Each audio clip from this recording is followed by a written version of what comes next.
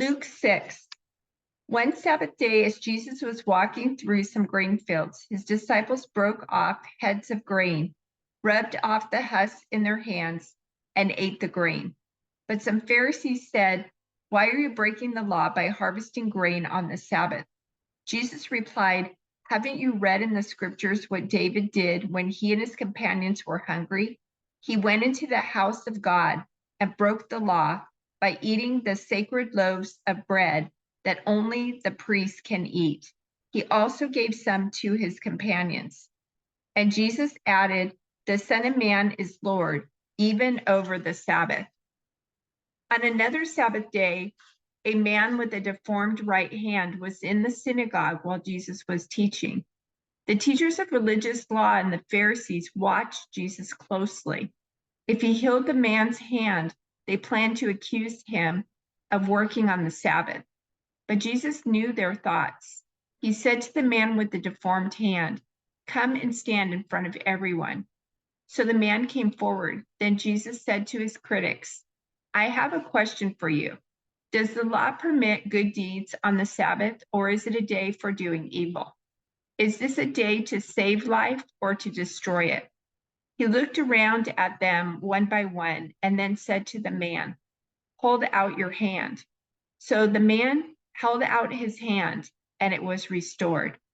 At this, the enemies of Jesus were wild with rage and began to discuss what to do with him.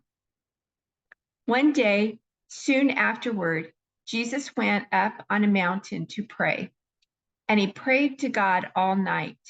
At daybreak, he called together all of his disciples and chose 12 of them to be apostles. Here are their names: Simon, whom he named Peter; Andrew, Peter's brother; James, John, Philip, Bartholomew, Matthew, Thomas, James, son of Alphaeus, Simon, who was called the Zealot, Judas, son of James, Judas Iscariot, who later betrayed him. When they came down from the mountain, the disciples stood with Jesus on a large level area, surrounded by many of his followers and by the crowds. There were people from all over Judea and from Jerusalem, and from as far north as the sea coast of Tyre and Sidon. They had come to hear him and to be healed of their diseases. And those troubled by evil spirits were healed. Everyone tried to touch him because healing power went out from him, and he healed everyone.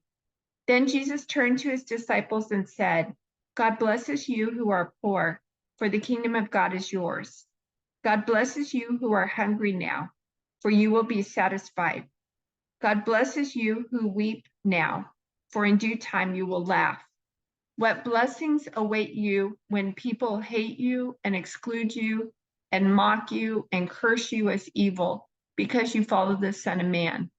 When that happens, be happy. Yes, leap for joy. For a great reward awaits you in heaven. And remember, their ancestors treated the ancient prophets that same way. What sorrow awaits you who are rich, for you have your only happiness now. What sorrow awaits you who are fat and prosperous now, for a time of awful hunger awaits you. What sorrow awaits you who laugh now, for your laughing will turn to mourning and sorrow. What sorrow awaits you who are praised by the crowds, for their ancestors also praised false prophets. But to you who are willing to listen, I say, love your enemies. Do good to those who hate you. Bless those who curse you. Pray for those who hurt you. If someone slaps you on one cheek, offer the other cheek also. If someone demands your coat, offer your shirt also. Give to anyone who asks. And when things are taken away from you, don't try to get them back. Do to others as you would like them to do to you. If you love only those who love you, why should you get credit for that? Even sinners love those who love them.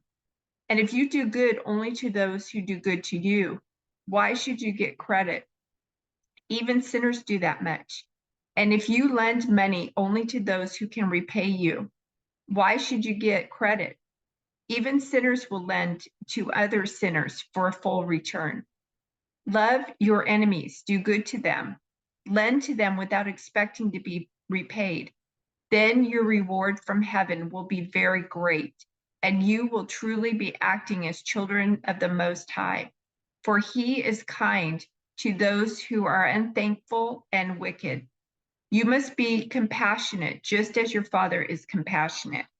Do not judge others, and you will not be judged. Do not condemn others, or it will all come back against you. Forgive others, and you will be forgiven. Give, and you will receive. Your gift will return to you in full, pressed down, shaken together to make room for more, running over and poured into your lap. The amount you give will determine the amount you get back. Then Jesus gave the following illustration. Can one blind person lead another? Won't they both fall into a ditch? Students are not greater than their teacher, but the student who is fully trained will become like the teacher. And why worry about a speck in your friend's eye when you have a log in your own? How can you think of saying, friend, let me help you get rid of that speck in your eye, when you can't see past the log in your own eye? Hypocrite, first get rid of the log in your own eye, then you will see well enough to deal with the speck in your friend's eye. A good tree can't produce bad fruit, and a bad tree can't produce good fruit. A tree is identified by its fruit. Figs are never gathered from thorn bushes, and grapes are not picked from bramble bushes. A good person produces good things from the treasury of a good heart, and an evil person produces evil things from the treasury of an evil heart. What you say flows from what is in your heart.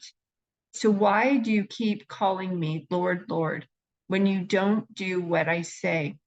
I will show you what it's like when someone comes to me, listens to my teaching, and then follows it. It is like a person building a house who digs deep and lays the foundation on solid rock. When the floodwaters rise and break against that house, it stands firm because it is well built. But anyone who hears and doesn't obey is like a person who builds a house right on the ground without a foundation. When the floods sweep down against that house, it will collapse into a heap of ruins.